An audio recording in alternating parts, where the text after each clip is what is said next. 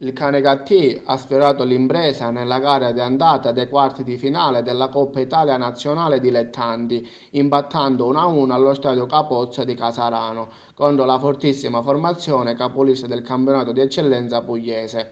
Colpaccio sfiorato perché fino all'84esimo la squadra di Nicola Terranova era in vantaggio grazie ad un gol di Angelo Caronia, bomber di coppa, sui 3 gol rifilati al Corigliano, che poco prima del riposo al 47esimo sfrutta un lunghissimo lancio del portiere Iacono, batte con bravura l'estremo difensore Giuliano.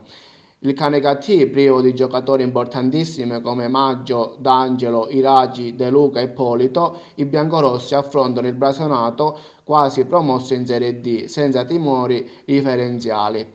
All'84esimo il pareggio del Casarano su un cross di Palma che di testa a Godirin batte Iacono per l'1-1. Mercoledì 27 marzo alle ore 15 il ritorno a Ravanusa.